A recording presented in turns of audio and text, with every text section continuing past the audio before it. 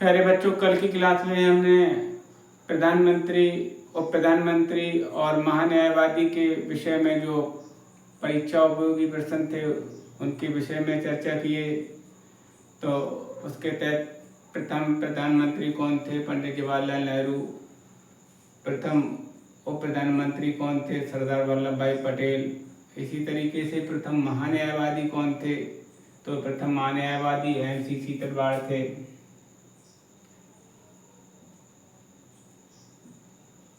प्रथम महान्यायवादी MC सीतलवाड़।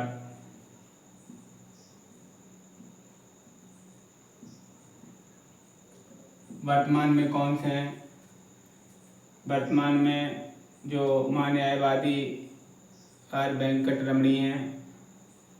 इस तरीके से पहला मालूम होना चाहिए और लेटेस्ट में जो चल रहा है उसको हमेशा अपडेट करते रहना चाहिए। ये तो यहाँ पर पढ़ा दिया, उसके बाद में ये तो समाप्ति हो जाएगा। अब बात करते हैं आज का विषय है हमारा संविधान के भाग 5, जिसका शीर्षक है संघ। संघ के अंतर्गत अध्याय 2 के तहत संसद।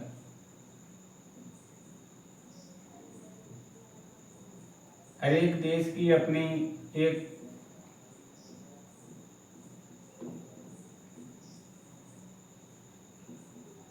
संसद होती है, अंग्रेजी में पार्लियामेंट। अब इस संदर्भ में कुछ जो महत्वपूर्ण प्रश्न जो आते हैं उन पर भी चर्चा कर लेते हैं।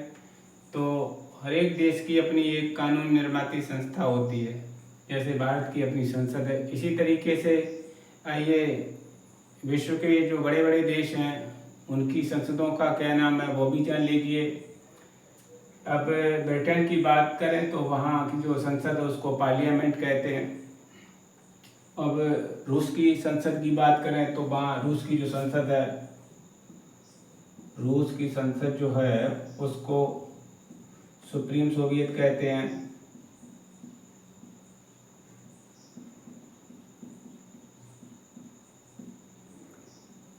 इसी तरीके से अमेरिका की संसद को कांग्रेस कहते हैं। जापान की संसद को क्या कहते हैं? प्रश्न ऐसे भी आता है। जापान की संसद को डाइट कहते हैं।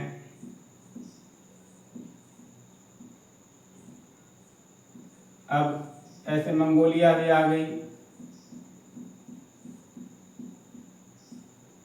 मंगोलिया की संसद को खुरल कहते हैं। अफगानिस्तान आ गया।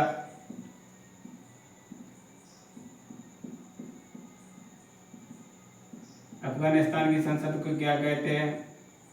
शोरा कहते हैं। अफगानिस्तान की जो संसद है उसे शोरा कहते हैं। अब बांग्लादेश की संसद पूछ ली।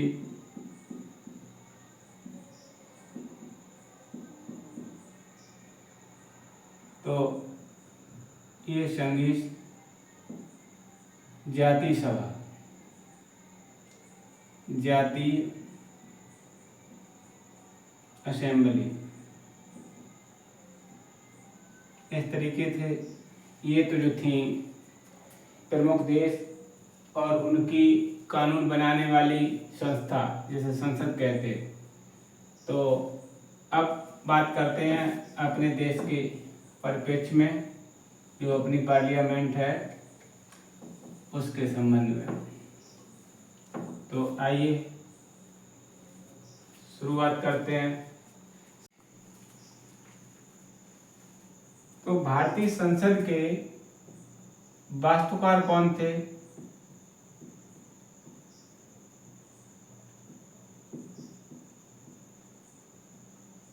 भारतीय संसद के वास्तुकार थे एडवर्ड लुटियंस।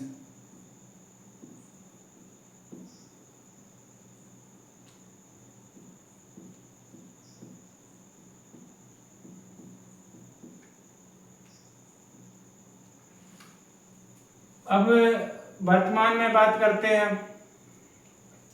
जो 10 दिसंबर 2020 को संसद भवन की आधारशिला रखी गई।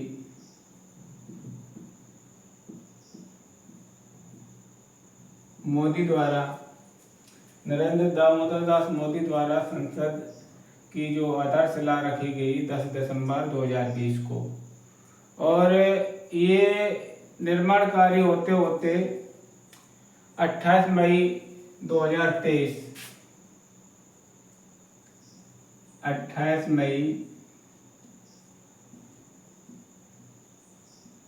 2023 में इसका उद्घाटन हुआ।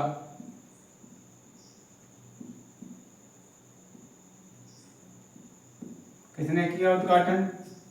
नरेंद्र मोदी ने। जो नई संसद है उसका नाम क्या था? भारत की जो संसद है उसका नाम है भारत का संसद भवन।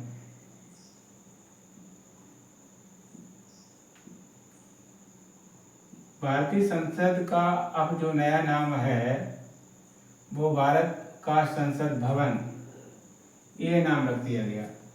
तो भारत का संसद भवन है, इसके वास्तुकार कौन थे?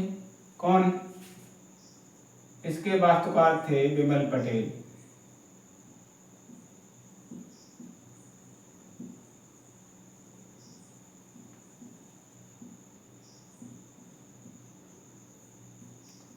निर्माण किसने कराया? निर्माण करने वाली कंपनी थी टाटा प्रोजेक्ट।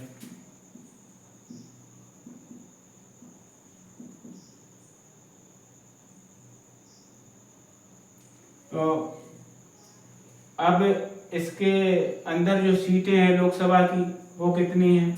संसद के अंदर लोकसभा की सीटें 888 और राज्यसभा की 384।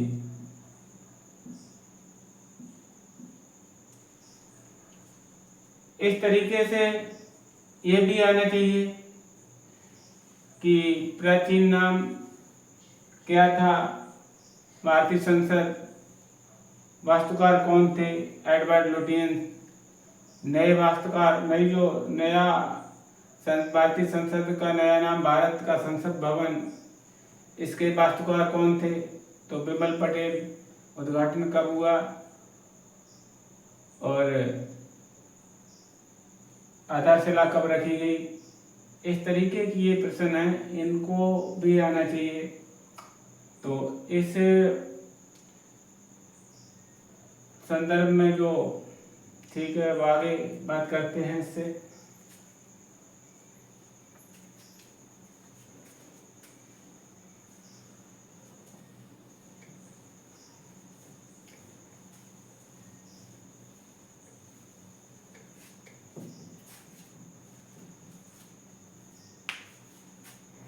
सबसे पहले जो अपनी संसद है वेस्टमिनिस्टर पद्धति पर आधारित है। तो संसद का गठन ले लीजिए आप। संसद का गठन जो है ये संसद का गठन जो है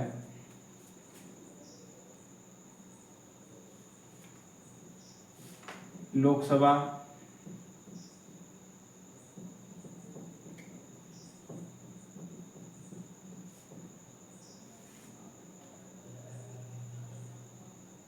राज्यसभा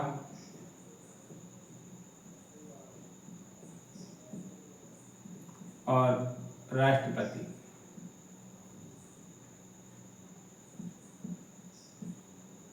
कभी कभार प्रश्न ये पूछ देता है भारतीय संसद के कितने अंग हैं? तो ये जो हैं सभी मिलकर लोकसभा और राज्यसभा और राष्ट्रपति मिलकर ही संसद कहलाती है। तो ये जो है किस अनुच्छेद के तहत, ये जो संसद है अनुच्छेद 79 के तहत, अनुच्छेद 79 के तहत जो है संसद हुई और संसद का गठन लोकसभा, राज्यसभा और राष्ट्रपति के मिलने से हुआ। हालांकि राष्ट्रपति महोदय जो हैं वो संसद में कहीं नहीं बैठते, लेकिन इनकी जो स्वीकृत है, जब कानून बनता है तो स्वीकृति इनकी आवश्यक हो जाती है। इस वजह से ये संसद के अभिन्न अंग हैं। तो इस तरीके से अनुच्छेद 79 के तहत संसद हुई और संसद के ये 3 अंग हुए। अब बात करते हैं राज्यसभा की। अनुच्छेद 80, अनुच्छेद 80 के तहत राज्यसभा संगठन की बात कही गई है। तो इसके तहत जो राज्यसभा के मेंबर होंगे 250 होंगे, जो देश के राज्यों तथा केंद्र शासित प्रदेशों से चुने जाएंगे। तो इस तरीके से 250, उसमें 233, 238 सदस्य जो है तो राज्यों और केंद्र शासित प्रदेशों से, वहाँ की जो विधानसभाएं होती हैं तो विधानसभाओं के जो निर्वाचित सदस्य जिन्हें विधायक बोलते हैं उनके द्वारा चुने जाएंगे। कैसे सदस्य? निर्वाचित, ना कि मनोनीत। तो उनके द्वारा ये चुने जाएंगे 238, और 12 सदस्यों को राष्ट्रपति महोदय मनोनीत करेंगे। तो ये जो 12 सदस्यों के मनोनीत की जो प्रक्रिया है, कभी सवाल ये भी आ जाता है कि राज्यसभा में जो सदस्य मनोनीत होते हैं वो किस संविधान की प्रक्रिया के तहत होते हैं। तो ये आयरलैंड के संविधान की प्रक्रिया है, उसके तहत राष्ट्रपति महोदय राज्यसभा में 12 सदस्यों को मनोनीत करते हैं। कैसे 12 सदस्यों को मनोनीत करते हैं?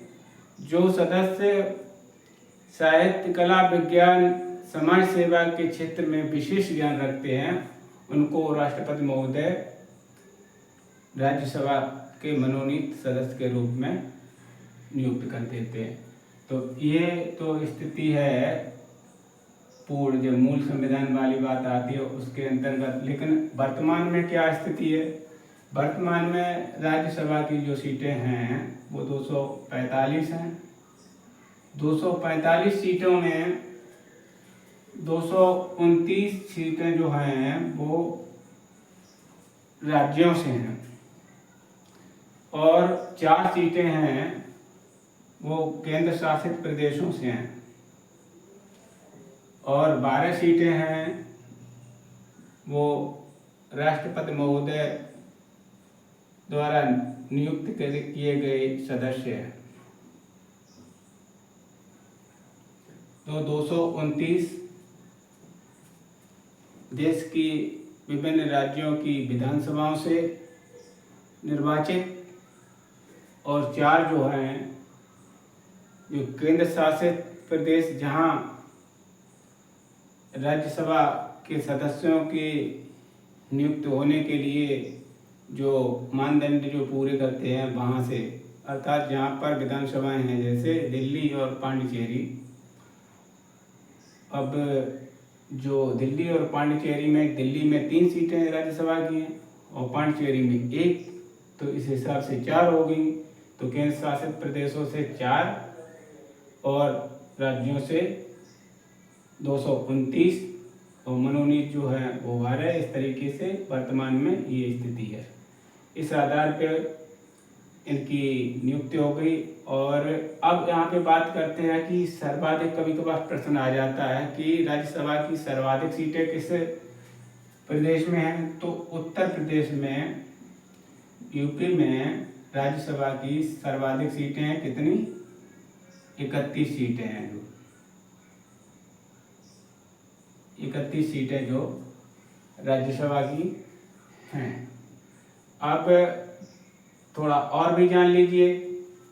देखिए, जितने भी पूर्वोत्तर के राज्य हैं असम को छोड़कर, असम में जो राज्यसभा की सीटें हैं वो 7 हैं।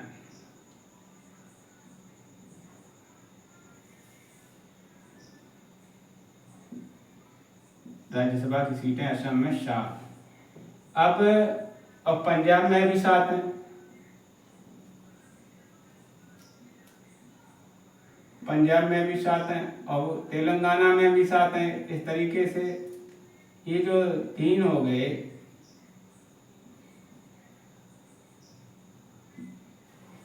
7-7 वाले। अब दिल्ली में 3 और हिमाचल प्रदेश में भी 3। 2 का ऑप्शन आया तो 2 राज्यसभा की सीटें किसी भी राज्य में नहीं है।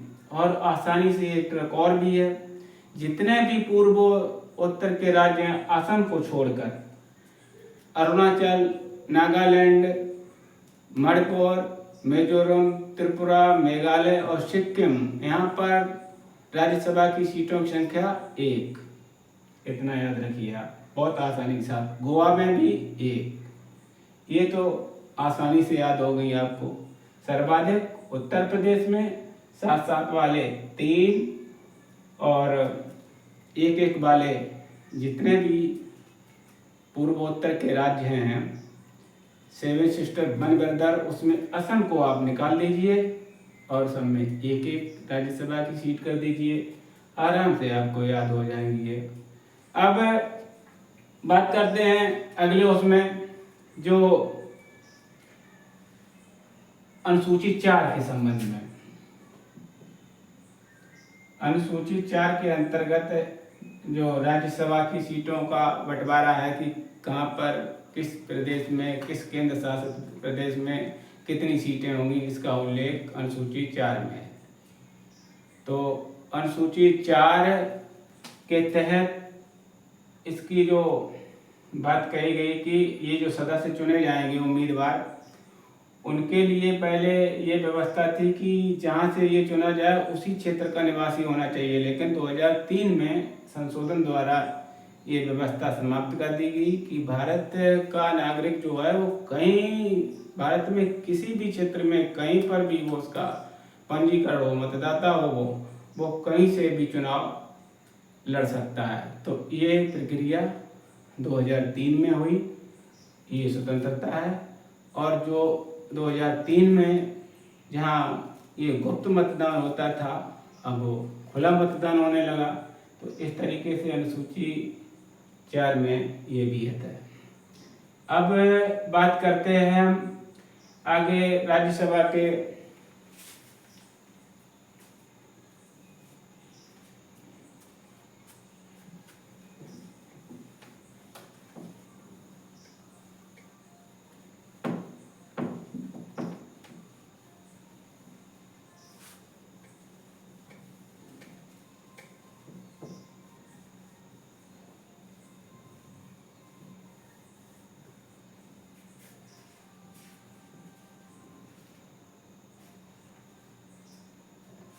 राज्यसभा के जो सदस्य हैं उनकी योग्यता क्या होनी चाहिए।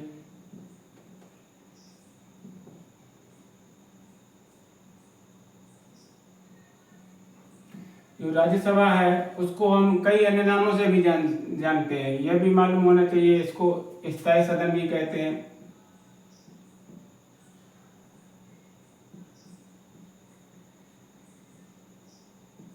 अपर चैम्बर भी कहते हैं।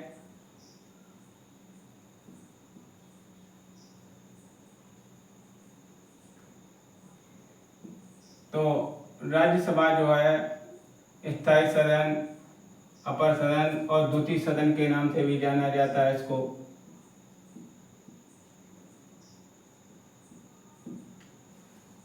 तो इसके सदस्यों की जो योग्यता है उसको भी जान लीजिए।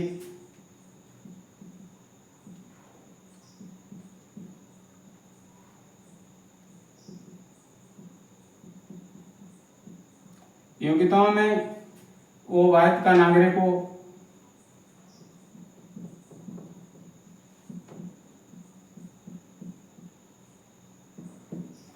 और उसकी जो आयु है, उम्मीदवार की आयु जो है 30 वर्ष हो, 30 वर्ष की आयु जो पूरी कर चुका हो, और चित्त विकृति ना हो, पागल, कोड़ी, दिवालिया यह ना हो, इस तरीके से।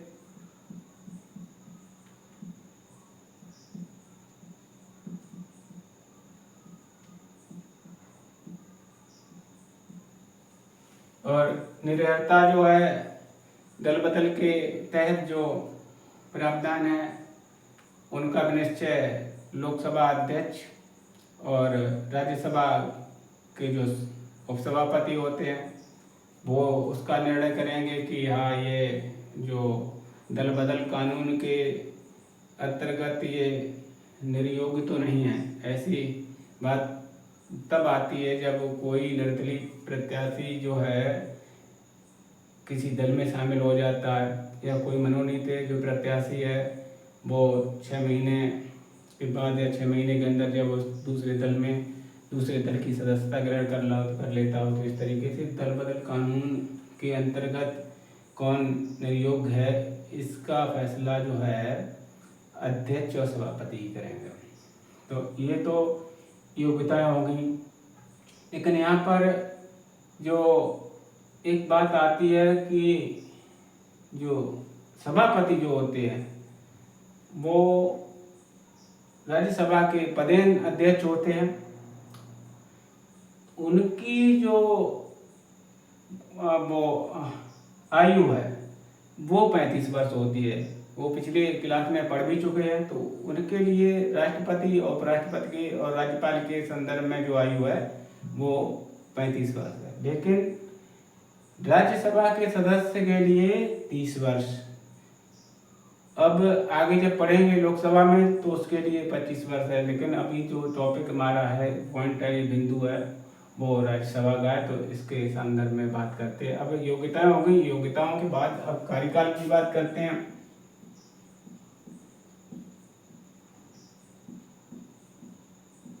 राज्यसभा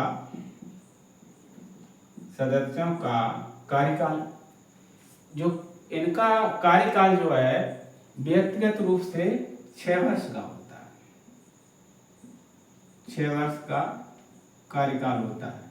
और ये स्थायी सदन है, कभी जो है इसका विघटन नहीं होता है। इसके 1/3 सदस्य जो है 1/3 प्रति 2 वर्ष बाद अवकाश ग्रहण करते हैं।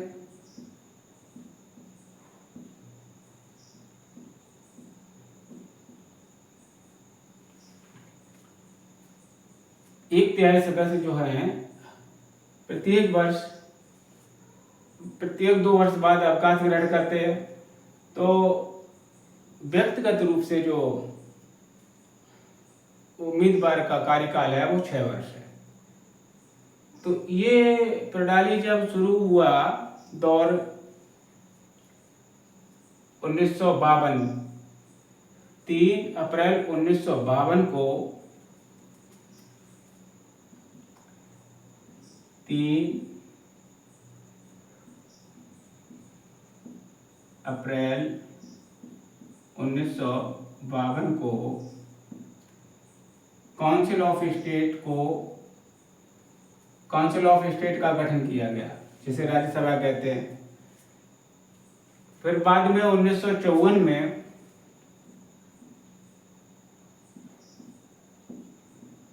इसको राज्यसभा कहा गया। तो पहले 1952 में इसको काउंसिल ऑफ स्टेट के नाम से जाना जाता था। फिर 1954 में इसको राज्यसभा का नाम मिला। ये भी प्रश्न आ जाता है। इस तरीके से जब शुरू में ये व्यवस्था हुई, अब आप ये कहेंगे कि 6 साल के लिए सभी चुने गए, तो इसमें क्या, तो उसमें एक लॉटरी सिस्टम रखा गया था। लॉटरी सिस्टम के तहत जो लॉटरी में जो उन्होंने जो पर्ची खींची, उसमें जिसके खाते में या जिसके पक्ष में जो पर्ची निकल आई, तो उसको उसी प्रतिबद्धता के साथ जुड़ना पड़ा। बस वो जो निकली वो 2 साल बाद अब अवकाश ग्रहण किए और फिर यही सिलसिला आगे चलता रहा। जब शुरुआत हुई तो लॉटरी सिस्टम से हुई, नहीं तो ऐसे अगर आप कहेंगे 6 वर्ष के लिए तो सिस्टम गड़बड़ा जाता। तो ये एक समझौता था इसके तहत। तो अब ये व्यवस्था है कि व्यक्तिगत रूप से इनका कार्यकाल 6 वर्ष, उससे पहले ये इस्तीफा देकर या कोई निर्योग्यता सामने आ जाए तो इनको इनके पद से हटाया जा सकता है। अब कार्यकाल के बाद बात करते हैं हम पदाधिकारियों की। कार्यकाल के बाद पदाधिकारी,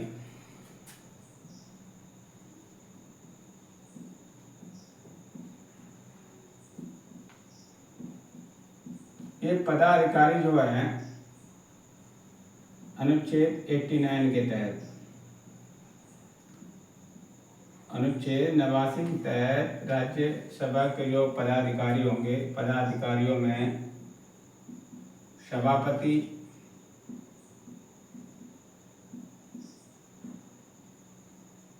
और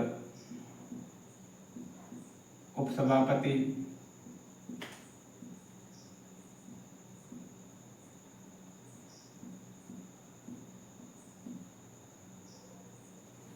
सभापति की अनुपस्थिति में उपसभापति कार्यभार देखेंगे। उपसभापति भी अनुपस्थित हुए तो जो पैनल है उनके हिसाब से जो क्रम में है वो काम देखेगा। तो इस तरीके से ये जो पदाधिकारी के अंतर्गत सभापति है ये अपने उपराष्ट्रपति महोदय हुए, और उपसभापति को जो राज्यसभा के सदस्य हैं वो स्वयं ही चुन लेते हैं। तो इस तरीके से ये इसके अंतर्गत ये पदाधिकारी हो गए।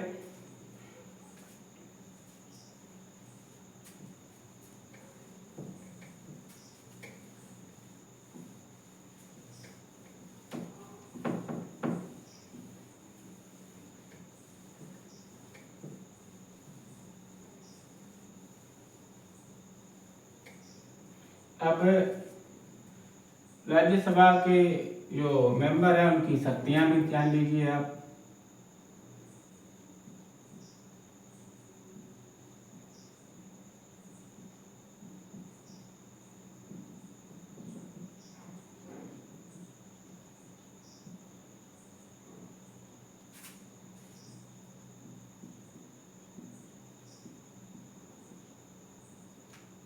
शक्तियों के अंतर्गत विधायी शक्ति ले लीजिए आप।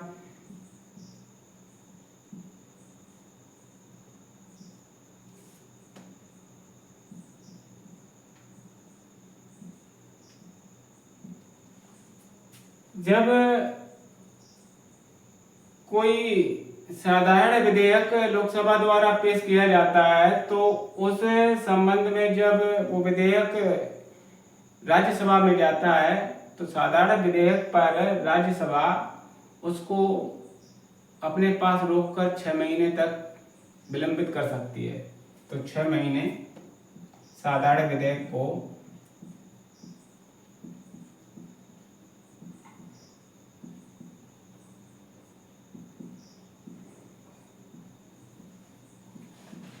रोक सकती है अधिकतम। अब वित्तीय विधेयक के संदर्भ में वित्तीय जो शक्ति है, अगर कोई वित्त विधेयक है या धन विधेयक है तो उसके संबंध में इसकी क्या ताकत है? उसके संबंध में इसकी ताकत है, अगर कोई धन विधेयक है, धन विधेयक को लोकसभा में ही पेश किया जाता है।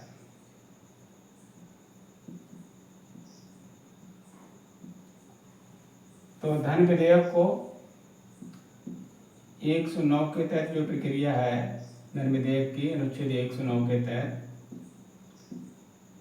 उसको लोकसभा में पेश किया जाएगा, लेकिन जब वो राज्यसभा के लिए भेजा जाएगा तो उसमें ये 14 दिन की देरी लगा सकती है। कितने? 14 दिन। तो ये भी सवाल होगा कि धन विधेयक को राज्यसभा कितने दिनों तक रोक सकती है? तो केवल 14 दिनों तक। साधारण विधेयक को अधिकतम 6 महीने तक। तो इस तरीके से ये वित्तीय शक्ति हो गई। वित्तीय शक्ति के अंतर्गत 14 दिन और वो विधायी शक्ति के अंतर्गत साधारण विधेयक को 6 महीने तक। तो ये तो इनकी शक्तियां थी। अब इसको कुछ विशेष अधिकार भी प्राप्त हैं कानून बनाने संबंधी। अब इसके कुछ विशेष अधिकार भी हैं, जैसे अनुच्छेद 249 पर जो विषय राज्य सूची का है, राज्य सूची के विषय पर जो प्रश्न राष्ट्रीय महत्व का है, राष्ट्रीय महत्व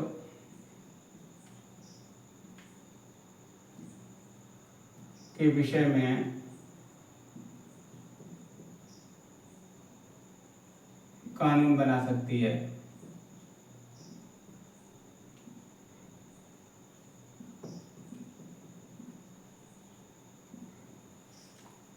तो ये भी राज्यसभा को हो सकती है कि वो राज्य सूची के किसी भी विषय पर जो राष्ट्रीय महत्व का है उस पर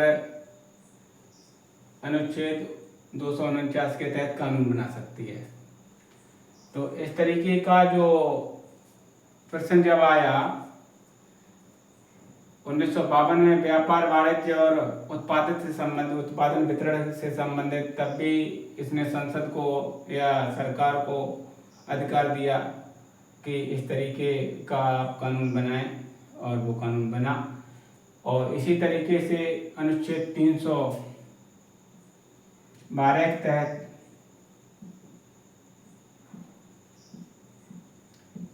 किसी भी अखिल भारतीय सेवा की स्थापना करने का अधिकार है। किसी भी अखिल भारतीय सेवा का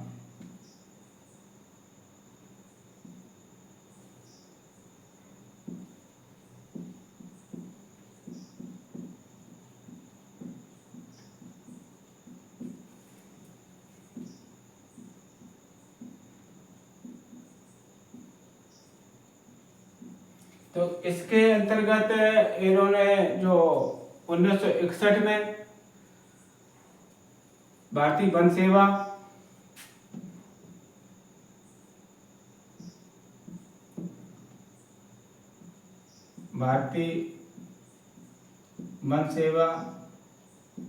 और भारतीय चिकित्सा सेवा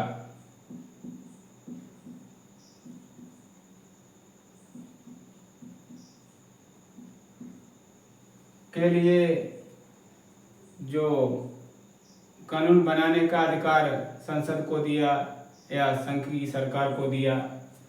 इस तरीके से एक 1965 में भी है भारतीय कृषि सेवा और भारतीय शिक्षा सेवा। 1965 में भारतीय कृषि सेवा